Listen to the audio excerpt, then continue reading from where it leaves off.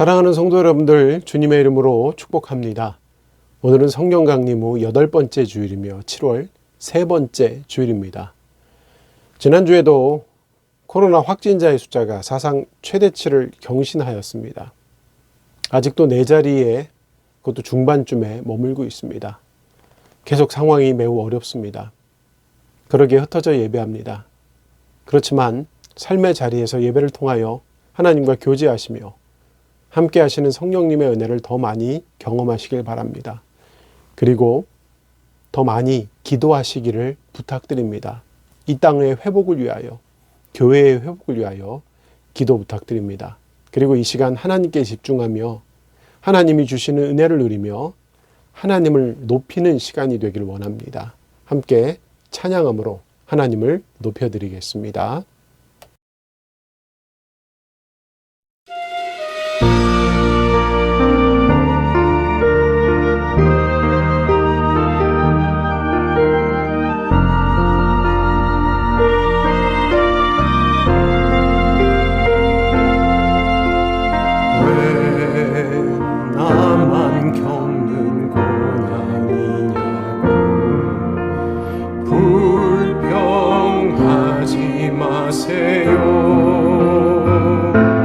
고난의 뒤편에 있는 주님이 주실 축복 미리 보면서 감사하세요.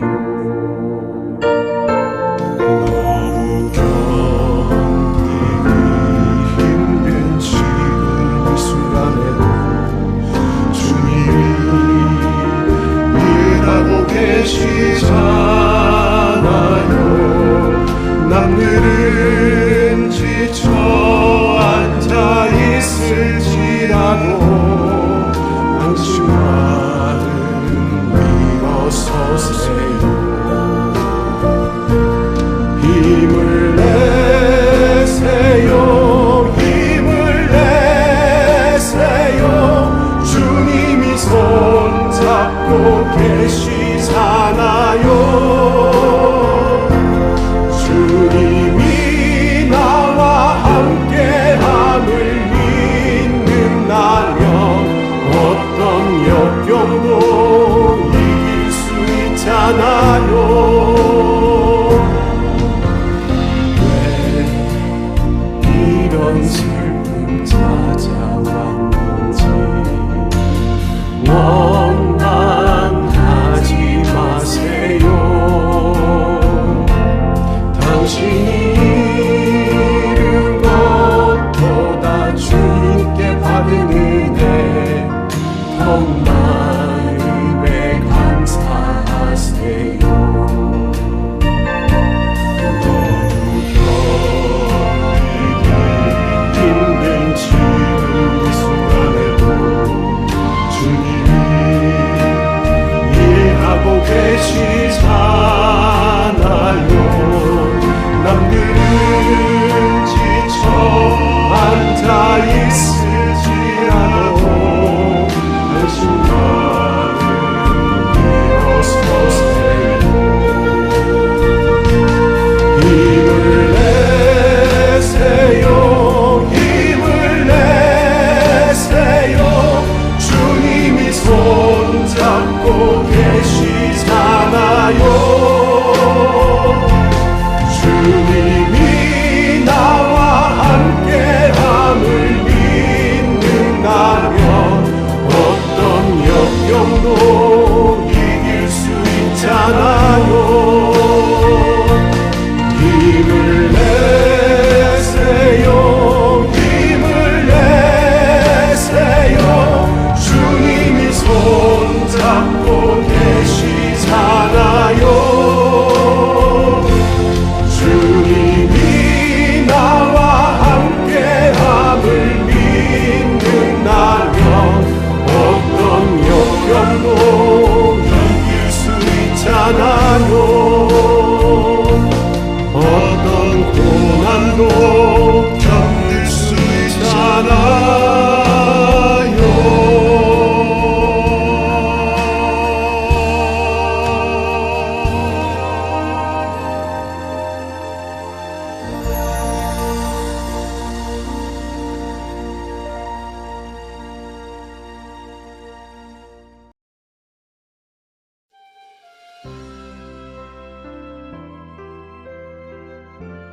이 시간도 살아계셔서 저희의 예배를 받으시는 하나님을 찬양합니다.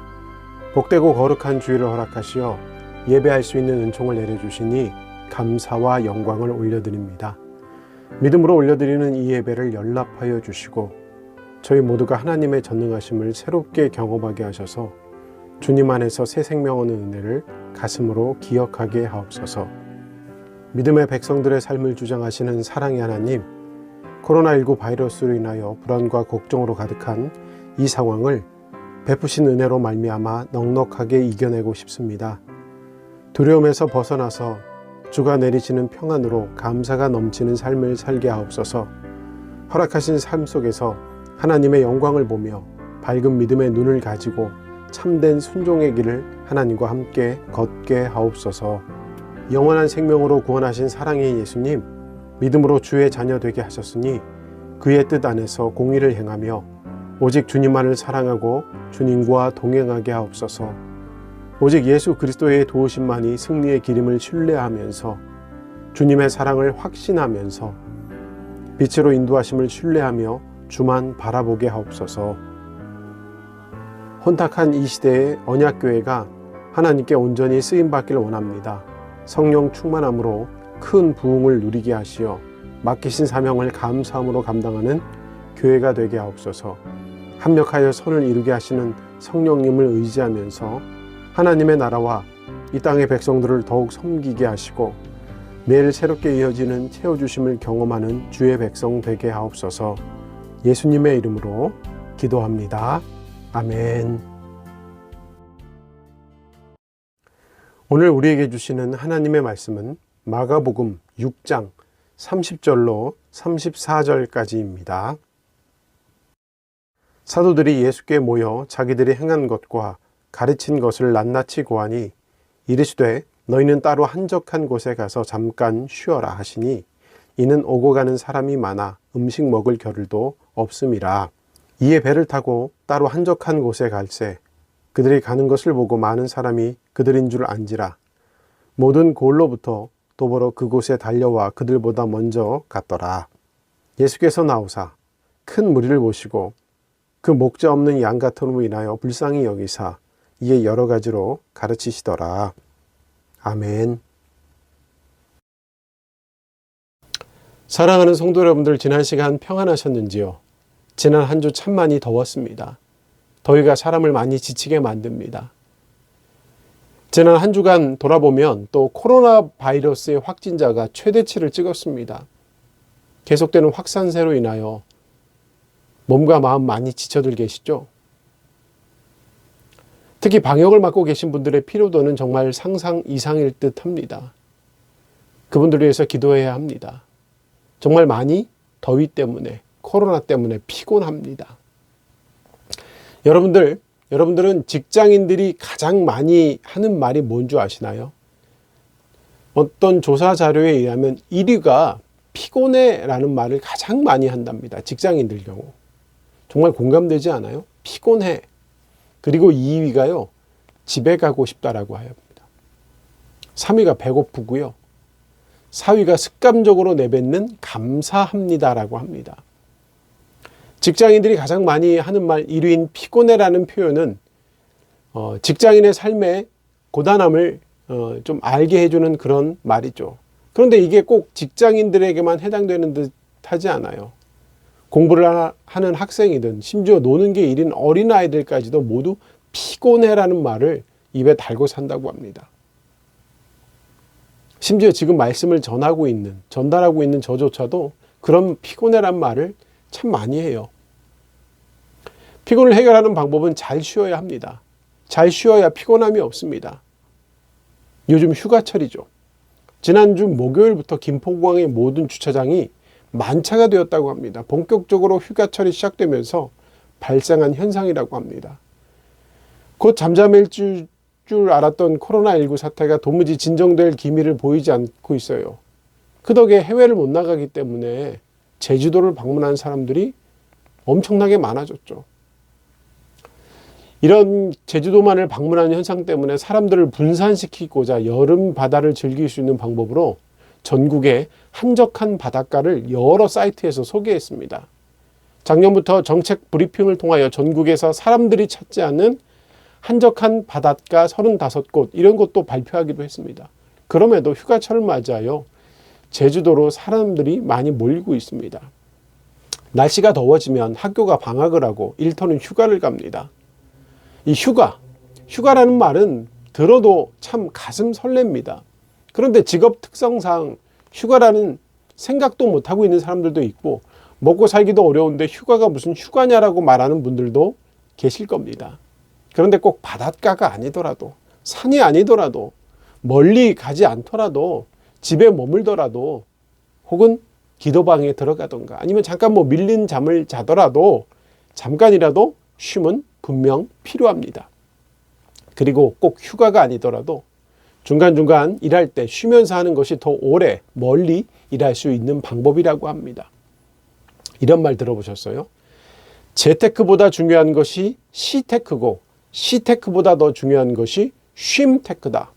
쉼의 중요성을 말하는 쉼도 중요한 기술 중에 하나다라고 이야기하는 겁니다. 왜냐하면 쉼을 통하여 새로운 창조가 이루어지기 때문이죠. 이렇듯 모든 것 내려놓고 잠시 멈출 때가 필요합니다. 좋은 자동차 중에 좋은 자동차란 어떤 자동차를 좋은 자동차라고 이야기할 수 있을까요? 벤츠, BMW, 그걸 넘어서는 롤스로이스, 링컨, 람보르기니, 아니면 요즘 유행하는 테슬라, 여러 가지 있을 수 있습니다. 좋은 자동차를 이야기할 때 누구는 엔진이 좋은 차를 이야기하고요. 또 누군가는 디자인이 이쁜 차를 이야기하고요. 또 누군가는 승차감, 자동차가 편해야 된다고 이야기하는 사람도 있고요. 누군가는 멀리 갈 수 있는 연비를 말하기도 합니다. 그런데 얼마나 안전하게 멈추는가도 자동차를 판단하는 기준이 된다고 합니다. 이 말은 브레이크가 잘 작동해야 좋은 자동차의 기준이 될 수 있다는 겁니다. 급정차를 할 때나 갑자기 서야 될 때 차가 흔들리거나 뒤집히진 차가 아니어야 달리다가 서고 싶을 때 더 빠르고 안전하게 멈출 수 있어야 좋은 자동차로 평가된다는 말이겠죠. 빨리 달릴 목적으로 자동차를 만들었지만 안전하게 멈추는 것도 좋은 차다. 이 말은 참 많은 생각을 하게 만듭니다. 왜? 삶 속에서 열심히 달리다가 잠시 멈추는 것이 중요하기 때문입니다. 오늘 본문에도 예수님께서도 제자들에게 잠깐 쉬어라라고 말씀하셨어요. 오늘 본문 마가복음 6장 말씀입니다. 30절과 31절 말씀 보겠습니다. 함께 읽겠습니다. 사도들이 예수께 모여 자기들이 행한 것과 가르친 것을 낱낱이 고하니 이르시되 너희는 따로 한적한 곳에 가서 잠깐 쉬어라 하시니 이는 오고 가는 사람이 많아 음식 먹을 겨를도 없음이라. 오늘 본문 말씀은 예수님께서 고향을 방문하신 후의 일입니다. 오늘 본문은 마가복음 6장이에요. 오늘 읽은 본문 말씀 위로 올라가 보면 7절 이후의 말씀에서 기록하기를 예수님께서 12제자들을 전도하라고 마을로 보내셔요. 전도한 후에 제자들이 돌아옵니다. 그리고 예수님께 활동한 것을 보고했습니다. 밝은 날은 30절 말씀에 기록하기를 사도들이 예수께 모여 자기들이 행한 것과 가르친 것들을 낱낱이 고하되었다라고 보고합니다. 보고를 접한 예수님께서는 31절 말씀에서 이렇게 말씀하셔요. 너희는 따로 한적한 곳에 가서 잠깐 쉬어라 이렇게 말씀해 주십니다. 왜 그러냐면 그 이어서 얘기하는 말씀이 뭐냐면 이는 오고 가는 사람이 많아서 음식 먹을 겨를도 없음이라. 제자들이 그만큼 바빴다는 이야기입니다. 예수님께서 이런 말씀을 하신 것은 참으로 놀랍기도 합니다. 일하라, 계속 일하라, 복음 전하는 일을 멈추지 마라, 맡은 바 사명에 죽도록 충성해라, 그래야 천국의 상이 크다 이렇게 말씀하지 않고 너희는 따로 한적한 곳에 가서 잠깐 쉬었다 와라라고 말씀하셨어요. 이렇듯 예수님께서도 분명 인간의 약함을 아셨어요. 그런 말씀 가운데 창조주 하나님의 섭리를 깨닫게 됩니다. 그것은 인간은 휴식이 필요한 존재라는 겁니다. 그래서 예수님께도 육신을 입고 계신 예수님께도 사람의 쉼이 필요하셨습니다. 예수님께서 이렇게 하신 이유는 계속해서 이어지는 일들 때문이에요. 그 모든 일들을 아시는 주님께서 제자들에게 쉼을 허락하셨습니다. 앞으로 이뤄질 일들이 많으니까 이제 좀 쉬었다 하자 이거예요. 이처럼 예수님께서도 잠시 멈춤을 인정하셨습니다. 얼마 전부터 계속 많이 들려오는 단어 중에 하나가 힐링이란 단어죠. 치유라는 의미의 영어 단어입니다. 힐링이라는 단어가 많이 사용될 만큼 현대를 살아가는 많은 사람들이 몸과 마음이 지쳐 있음을 알 수 있어요. 그만큼 현대인들이 많은 일을 하고 많은 일을 감당해야 되기 때문에 빨리빨리 일하기 때문에 지쳐 있다는 겁니다. 이러한 현대인들에게 필요한 것이 아마도 쉼일 것입니다. 예수님께서도 그 쉼을 사용하시고자 합니다. 그래서 예수님께서는요, 배를 타고 따로 한적한 곳으로 가셨어요. 그런데 그곳에서 좀 쉬셨으면 좋았을 텐데 예수님을 쫓아다니던 무리들, 그들은 예수님과 제자들을 더욱 분주하게 만들었습니다. 오늘 본문 32절과 33절 두 절 말씀입니다. 두 절 말씀 함께 읽겠습니다. 이에 배를 타고 따로 한적한 곳에 갈새 그들이 가는 것을 보고 많은 사람이 그들인 줄 안지라. 모든 골로부터 도보로 그곳에 달려와 그들보다 먼저 갔더라.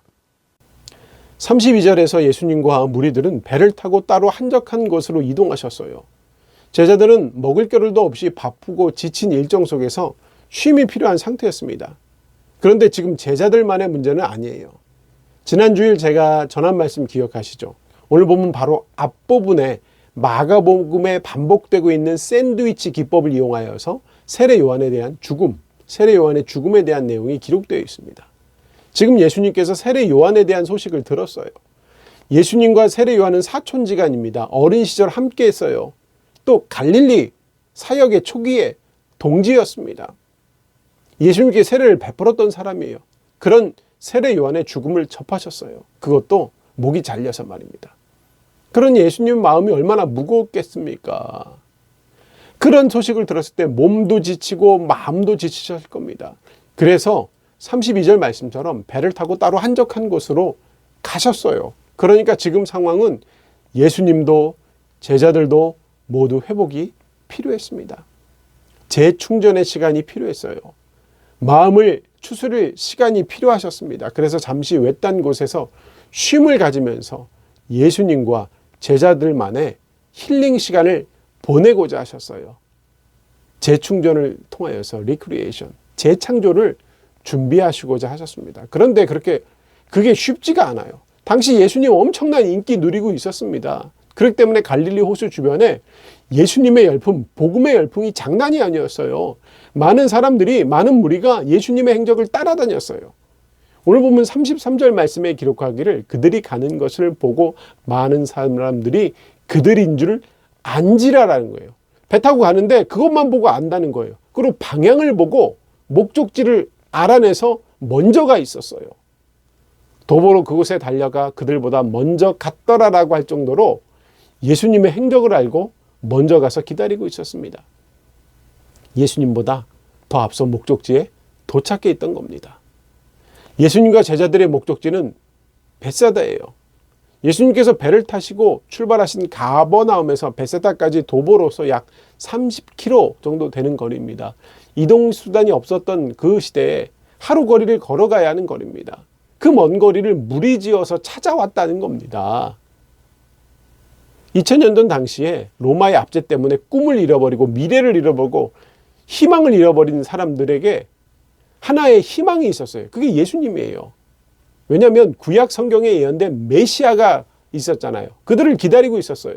이런 상황 가운데 사람들은 예수님께서 보여주신 능력, 그가 가르치는 말씀, 그리고 선포되는 내용들을 통하여 오신다고 하셨던 예언된 메시아가 바로 저분이 아닐까 하는 기대를 가지고 되었습니다. 그런 기대가 있었기 때문에 모든 것 내려놓고 생업도 포기한 채 가버나움에서 벳세다까지 따라간 거예요. 그만큼 그 시대 사람들이 영적인 갈등이 있었고 그 갈등을 해결해 준 분이 예수님이었어요. 그래서 따라간 거잖아요. 이렇게 예수님을 따라다닌 많은 사람들은 메시아를 향한 희망을 품으며 영적인 갈급한 마음을 품고 예수님을 찾았습니다. 그 백성들을 향하여서도 예수님께서는 사역을 이어가셨습니다. 34절 말씀입니다. 34절 말씀 보겠습니다. 함께 34절 말씀 읽겠습니다. 예수께서 나오사 큰 무리를 보시고 그 목자 없는 양 같음으로 인하여 불쌍히 여기사 이에 여러 가지로 가르치시더라. 몸과 마음이 지치셨던 예수님께서는요, 친히 휴식을 위하여 제자들을 이끌고 배를 타고 이동하셨어요. 하지만 그곳에도 많은 무리들이 따라왔습니다. 예수님께서는 많은 사람들을 보자마자 불쌍히 여기는 마음을 가졌어요. 목자 없는 양 같음으로 인하여 불쌍히 여기셨다라고 본문에 기록하고 있습니다. 그래서 예수님께서는 그들에게 많은 것을 가르쳐 주셨습니다. 알려주셨어요. 가르쳐 주셨어요. 예수님의 사역은 병을 고치는 일이었고 하나님 나라를 선포하는 회개를 외치는 사역도 있었습니다. 그리고 중요한 사역 중에 하나가 가르치는 사역이에요. 그것도 함께 행하셨어요. 가르치는 사역이 그만큼 중요합니다. 하나님 나라를 가르쳤고 천국 복음을 비유를 통하여서 쉽게 알려주셨어요.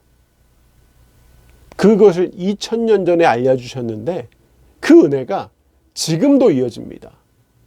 그 은혜의 결과로 지금도 저희가 예수 그리스도를 알고 살 수 있게 되었습니다.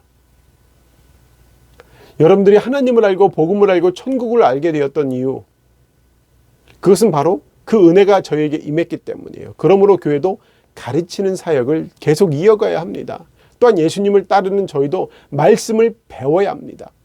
예수님께서는 저와 여러분이 목자 없는 양처럼 정처 없이 방황하는 걸 원치 않으세요. 예수님께서는요, 옳고 그름을 분명히 알려주셨습니다. 천국 복음을 위해서 어떻게 살아야 하는지 삶으로 보여주셨어요. 무엇을 위해 살아야 하는가를 알려주셨습니다. 진리를 알게 하시고 버릴 것을 버리게 하셨어요. 그 가르침은 지금 저희도 누리고 있는 축복입니다. 그 축복을 기억하셔야 합니다. 말씀 배우는 것을 게을리하지 말아야 할 이유가 그거예요. 더불어 전해야 됩니다. 나만 누리는 것이 아니라 함께 알 수 있도록 복음을 나누어야 합니다. 그런 여러분들이 되시기를 바랍니다. 그리고 또 하나 기억하시기 바랍니다. 오늘 본문에서 예수님을 따라왔던 사람들이 누구냐예요. 어떤 사람들인가요? 그들은 예쁘게 꾸미고 깨끗하게 차려입고 예수님께 드릴 헌금을 잔뜩 들고 예수님을 찾아온 사람들이 아니었다는 겁니다. 세상 기준으로 따지면 별 볼 일 없는 사람들이 예수님을 쫓아다녔어요. 그들은 병이 들고 아픈 사람들이었습니다. 씻지 못해 냄새나는 사람들이었습니다. 돈 없고 배고픔 굶주린 사람들이었습니다. 지금 그 사람들이 존재했다면 대형교회에 찾아가면 정문 근처도 가지 못하고 쫓겨날 사람들입니다. 그러나 예수님께서는 바로 그러한 사람들을 사랑하셨어요. 소중하게 대해주셨습니다. 그들에게 말씀을 전하셨어요. 천국 복음을 알게 하셨습니다. 사랑받을 만한 사람 좋아하며 아끼는 거 누구나 할 수 있죠. 그런데 사랑하기에 많이 부족한 사람을 존중하며 가까이 하는 것은 쉬운 일이 아니에요. 그런데 그것을 예수님께서 보여주셨잖아요. 사랑받을 만한 사람을 구원받는 것이 은혜라고 말씀드렸죠. 사랑받기에 많이 부족한 사람까지 사랑하는 것이 어메이징 그레이스라고 말씀드렸죠. 놀라운 은혜입니다. 이 진리는 하나님의 백성된 저희도 마찬가지가 아닐까요? 어쩌면 저와 여러분들도 별 볼 일 없는 존재일 수 있어요. 작은 일에 넘어지고 부족함에 낙담하는 존재들입니다. 혹은 내 안에 죄악으로 가득 차서 썩은 냄새가 날 수도 있는 존재들입니다. 그렇지만 예수님께서는요, 저와 여러분들을 사랑하십니다. 저와 여러분들이 무슨 사랑받을 만한 자격이 있어서 사랑하시는 것이 아닙니다. 저희가 아직 연약하고 죄인 되었을 때, 원수 되었을 때 사랑하셨고, 저와 여러분의 죄악을 대신하여 십자가에 죽으셨어요. 그렇게 사랑을 드러내 보여주셨습니다. 그러한 영광 안에 하나님께서 오늘 저와 여러분 안에 거하시며 저와 여러분의 삶 속에 항상 존재하고 계십니다. 그러니까 저와 여러분 모두 주님의 사랑 기억해야 합니다. 말씀을 정리하면서 하나의 이야기를 전하고자 합니다. 유명한 피아니스트가 있었어요. 그가 인터뷰 중 아나운서가 물었습니다. 그렇게 복잡한 콩나물을 한 개도 빼놓지 않고 잘 다루시니 정말 놀랍군요. 이 질문에 피아니스트가 대답했다고 합니다. 실은 콩나물은 문제가 아닙니다. 그것이 연습하면 다 다룰 수 있는 거예요. 정말 어려운 것은 콩나물과 콩나물 사이에 쉼을 어떻게 다루느냐에 따라 예술이 살기도 하고 죽기도 합니다.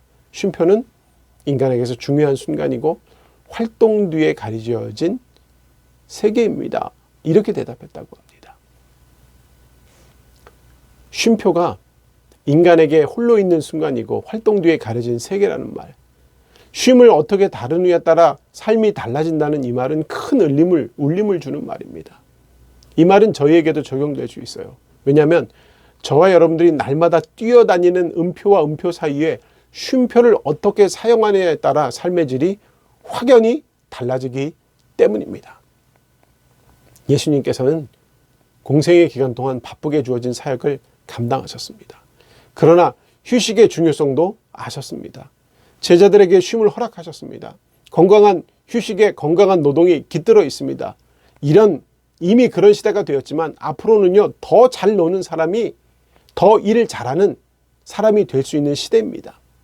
그러니까 오늘 함께 예배드린 여러분들은 쉼에 대한 죄책감을 가지지 마시기 바랍니다. 땅만 내려다보지 마시고 가끔 하늘도 쳐다보시기 바랍니다. 여유도 부려보시기 바랍니다. 쉼을 통해 행복을 느껴보세요. 하나님께서는요, 저와 여러분이 행복한 것을 기뻐하십니다.